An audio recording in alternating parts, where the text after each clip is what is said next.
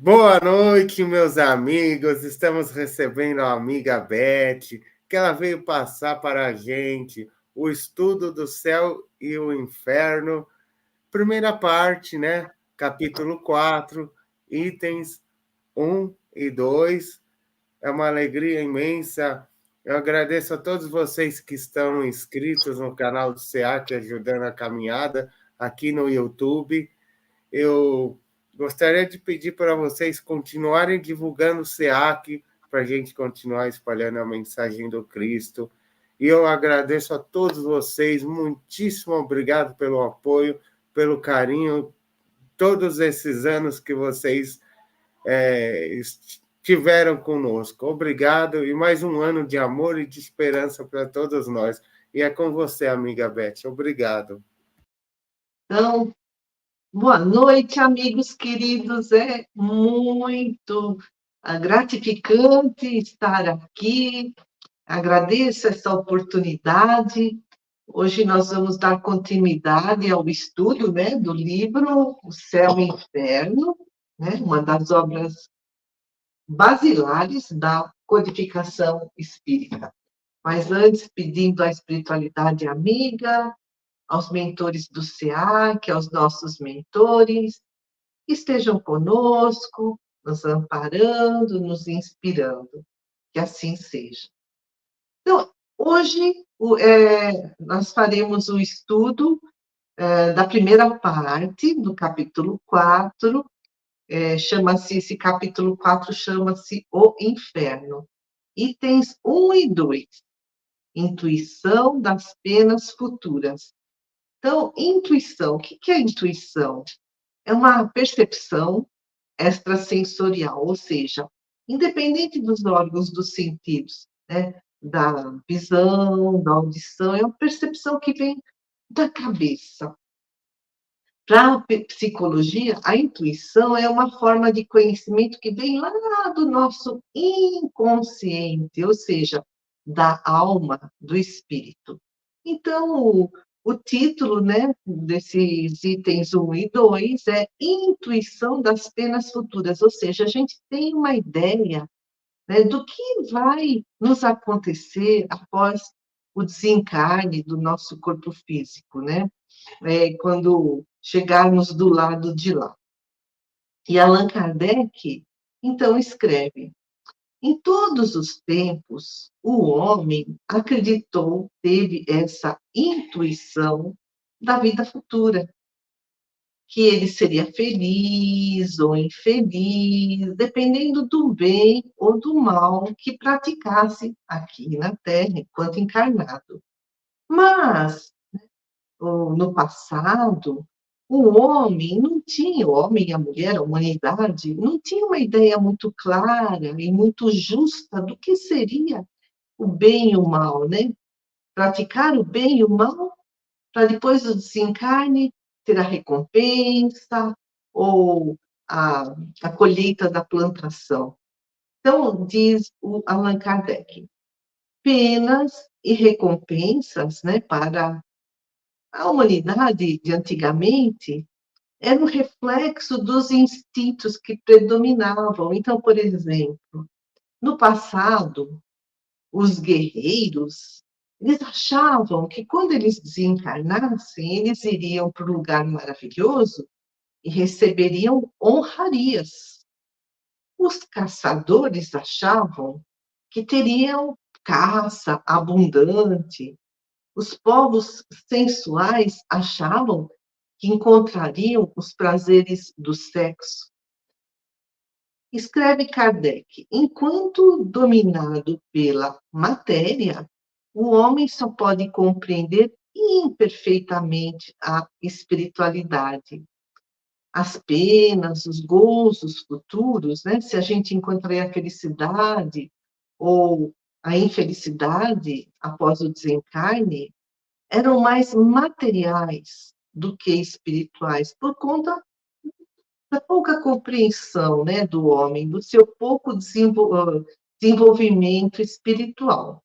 O homem primitivo não conseguia imaginar algo além do que via no seu dia a dia, né? Então, os caçadores achavam, né, que quando eles morressem, eles iriam para um lugar maravilhoso, para o céu, cheio de caça.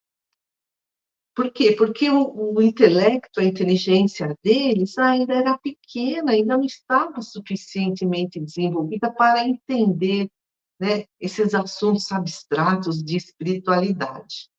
E o quadro que o homem imaginou do inferno foi um reflexo das maldades humanas. O homem imaginou grandes torturas no inferno. Escreve Kardec, o homem reuniu todas as torturas, todos os suplícios, todas as aflições que encontrou na Terra.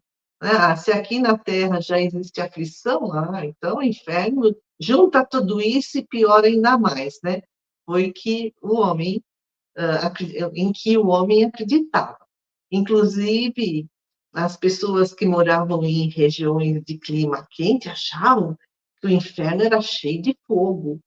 E as pessoas que moravam numa região de clima frio achavam que o inferno era cheio de puro gelo. Mas o tempo foi passando, o homem foi evoluindo, e mais tarde essas crenças se misturaram. Então, misturaram as crenças da espiritualidade e da materialidade. Então, o homem acreditou nas bem-aventuranças futuras, mas também no inferno de torturas físicas, né? Então, e até hoje tem gente que acredita num céu, né, beatífico, né? Com anjinhos tocando harpas, Deus sentado no trono. E tem gente que ainda acredita num inferno escaldante, né, onde a pessoa nunca mais vai sair, de onde a pessoa nunca mais vai sair. E como surgiu, então, e como foi se modificando a ideia de um local de punição após a morte? A BBC News, lá da Inglaterra, fez uma reportagem entrevistando teólogos, historiadores, professores, especialistas no assunto. E concluíram que a maioria das religiões acredita num tipo de vida após a morte, que esse conceito de céu e inferno esteve presente, está presente em muitas religiões, mas com variações, né? Cada religião acredita que o céu seja de um jeito, que o inferno seja de outro jeito, e, e também, né, segundo esses estudiosos, o homem, lá no início, né, da sua formação, não compreendia como surgiam as tempestades, os terremotos, os caos, né, climáticos, e associaram tudo isso ao submundo do inferno. Então, povos do Egito, da Mesopotâmia, falavam em submundo. E essa ideia, mais tarde, foi adotada pelos hebreus, segundo esses historiadores. As primeiras versões da Bíblia hebraica falam de um lugar para onde iam os mortos, que eles chamavam de Sheol. Mas não falavam assim de torturas, de fogo, apenas um lugar onde iam os mortos e onde nada acontecia. Mas, aos poucos, com o passar do tempo, esse conceito de Sheol, lá dos antigos hebreus, foi mudando. E o local dos mortos, que era considerado um local temporário, né, onde os justos e os injustos eram separados, os justos iriam para a presença de Deus e os injustos iam para o Geena, que aí sim é um lugar repleto de fogo purificador. E aí, com o tempo, foram surgindo diferentes ideias sobre a vida após a morte. Jesus, ele traz, né, assim, imagens fortes, parábolas, simbologias. E ele fala em fornalha ardente, em choro e ranger de dentes. E essas expressões foram interpretadas literalmente, ou seja, ao pé da letra. E isso originou o conceito do inferno da Idade Média, né? De fogo eterno, e que, hoje, muitos ainda acreditam. Então, inclusive, entre os primeiros cristãos havia uma cisão, uma divisão, uma polêmica. Alguns acreditavam no inferno como fogo eterno, né? Interpretavam assim as palavras de Jesus. E outros mais esclarecidos, mais evoluídos, como Orígenes, achavam que o inferno era um local de separação de Deus, um local de sofrimento espiritual. Alguns séculos depois, século IV, Santo Agostinho, né, encarnado, ele acreditava no sofrimento tanto físico como espiritual. E no século V, século VI, é que a Igreja impôs essa ideia de inferno como castigo eterno. E, inclusive, no século XIV, Dante Alighieri escreveu a sua obra, né, em que ele visita o céu, visita o inferno, e o inferno é um lugar horrível, onde os pecadores são severamente castigados. Mas aí vem os reformadores, Lutero, Calvino, e eles dizem que o inferno é um local onde as pessoas vão passar uma eternidade separados de Deus. E no século XIX, o Espiritismo diz que o inferno é o estado da alma que sofre. Sofre por ter se desviado das leis de Deus.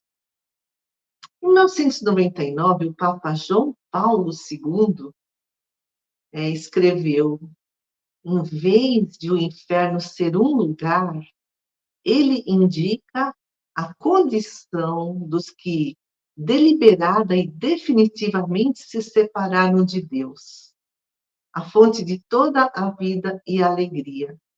Ou seja, quando a gente se separa de Deus, a gente não segue, né, as leis divinas que estão na nossa consciência, a gente se desvia, a gente pratica maldades, a gente prejudica a nós ou aos outros, nós construímos um inferno na nossa mente.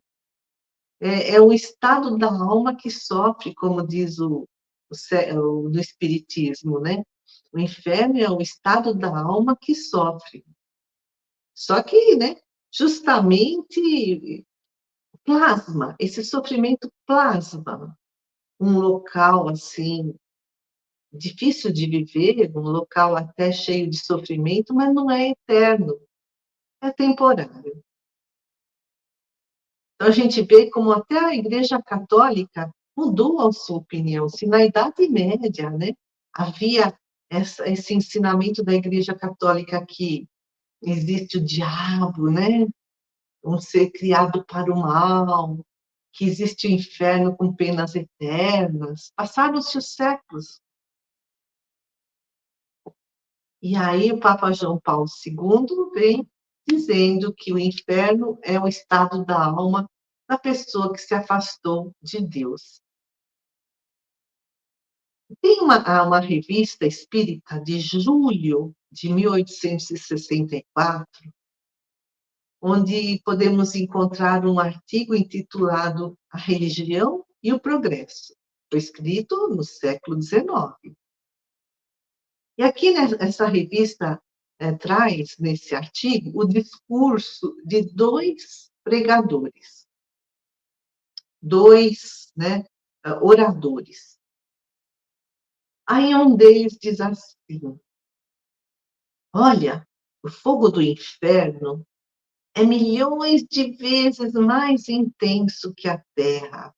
não é? Não é que o homem do passado juntou todas as torturas da Terra e resolveu imaginar o inferno desse jeito, né?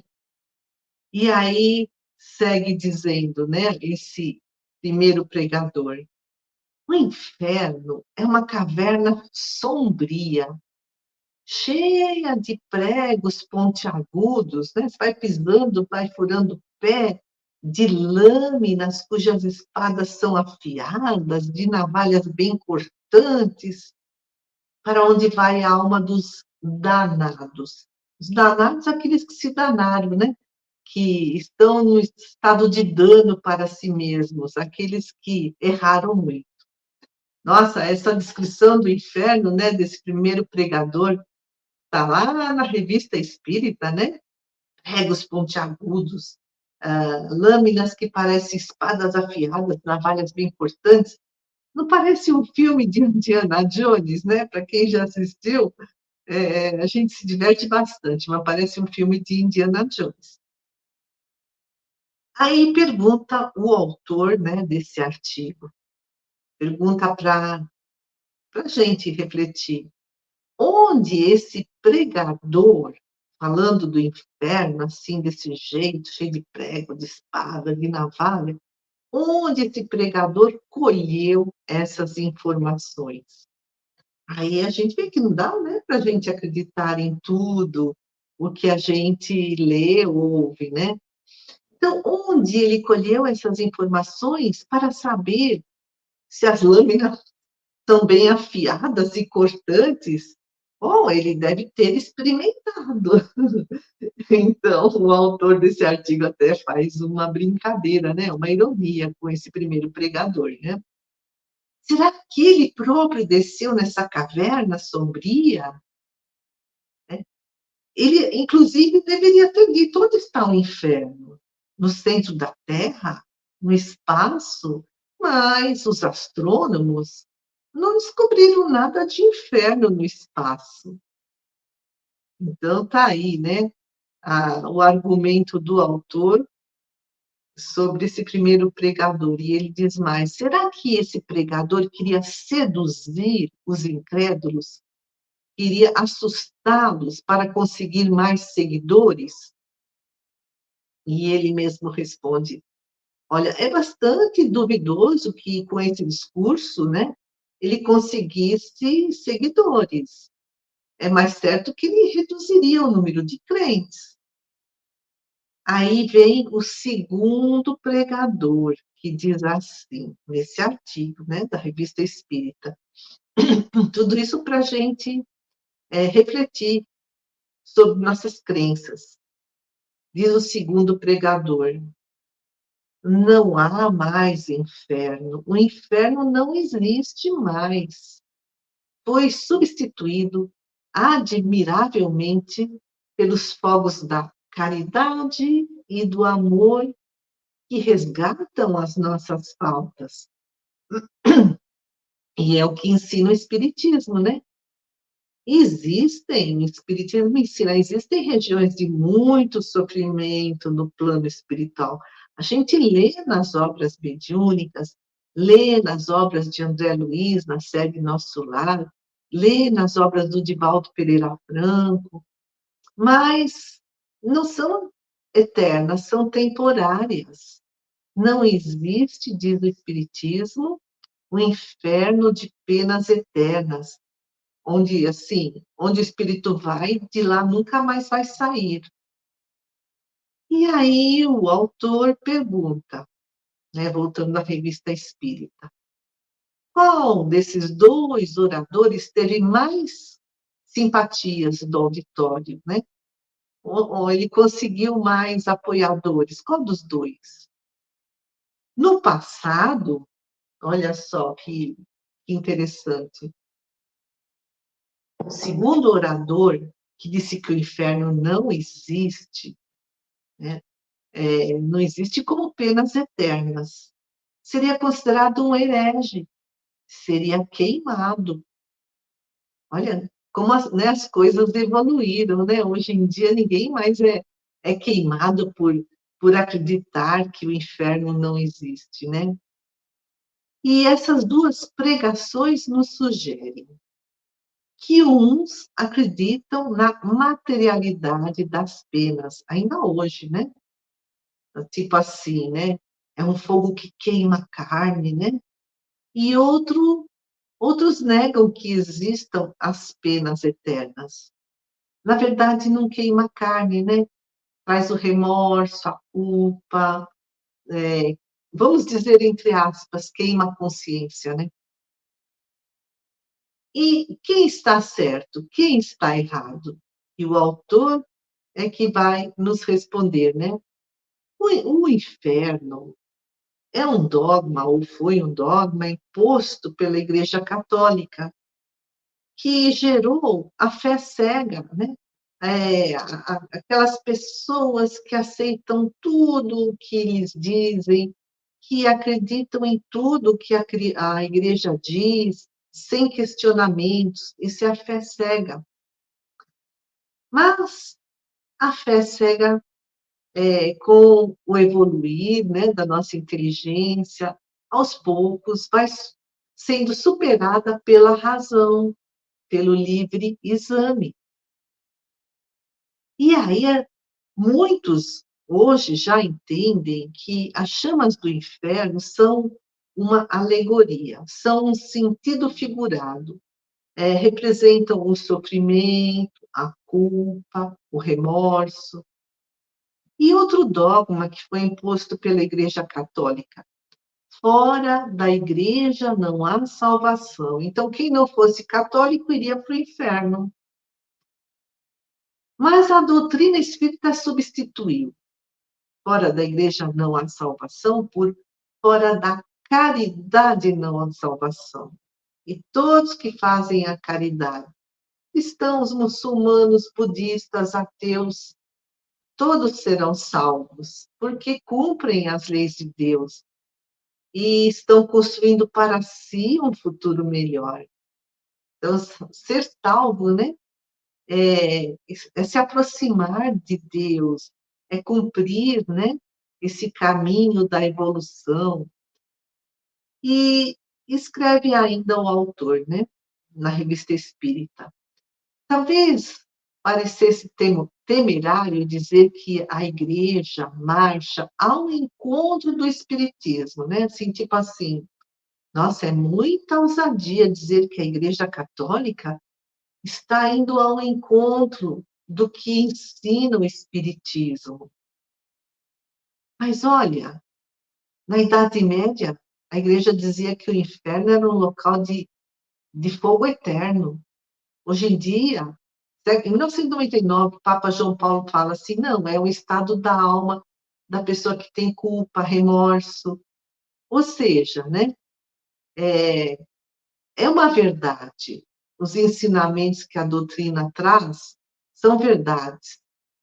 E que todos reconhecerão mais tarde, porque são princípios.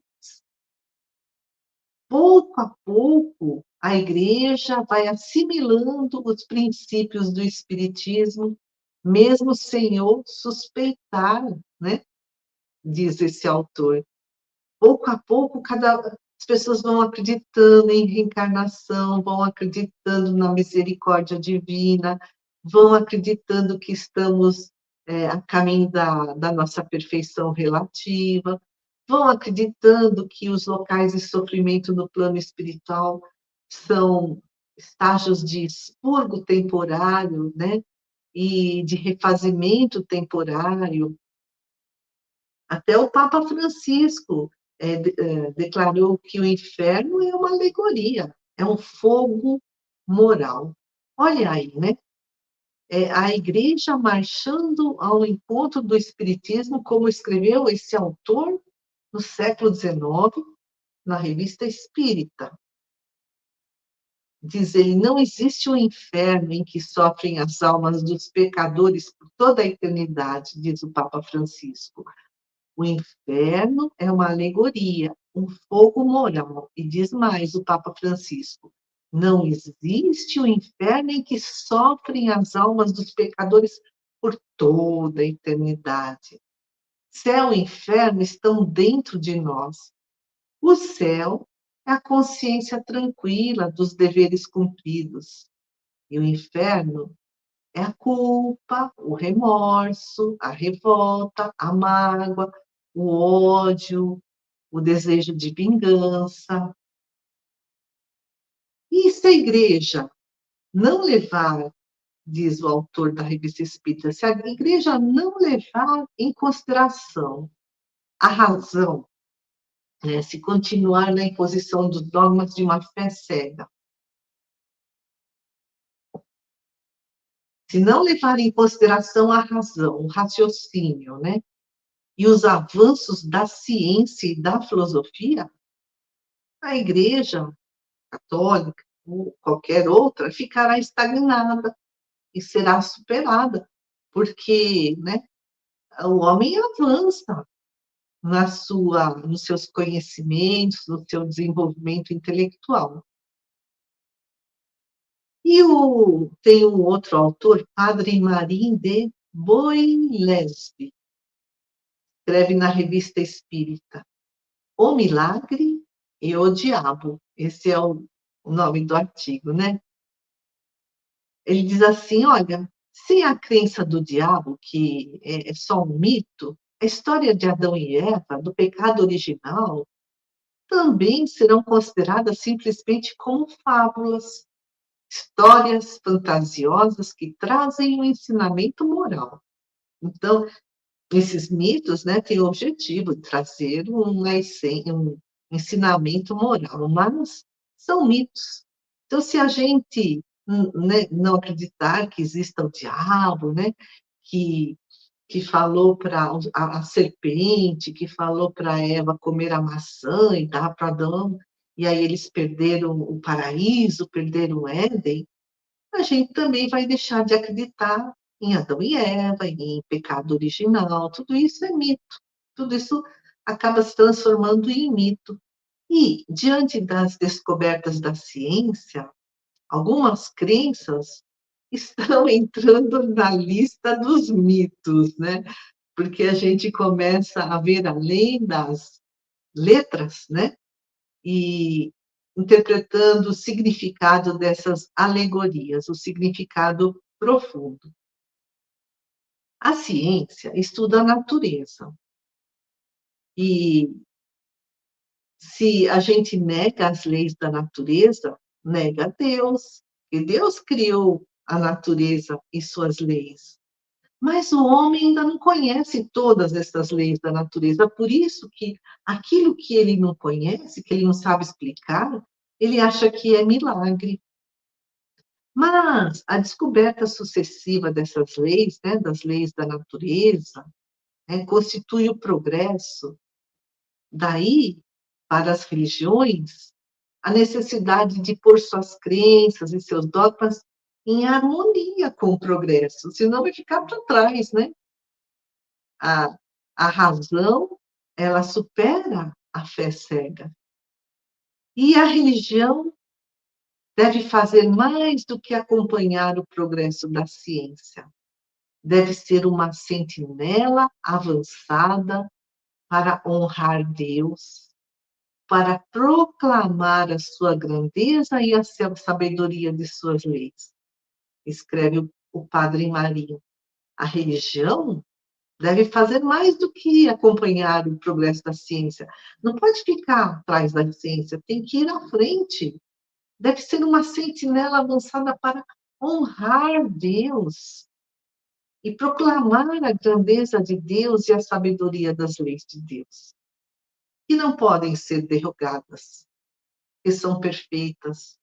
Então, né, o que a gente acha milagre é aquilo que a gente não entende ainda. Amigos queridos, então, passamos uma vibração para todo o nosso planeta, para todos aqueles que sofrem, encarnados e desencarnados, para aqueles que estão aqui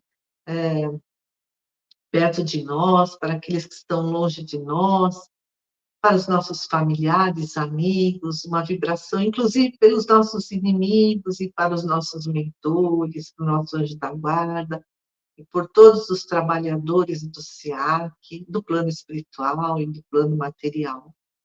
E agradecendo a Deus e a Jesus por mais essa oportunidade de estudo, por todas essas luzes que vertem do mais alto, através das obras da comunicação, da codificação, que tiram o véu, né, do nosso entendimento, nos faz enxergar o amor e a grandiosidade da obra divina. Amigos queridos, agradeço muito a presença e uma boa noite.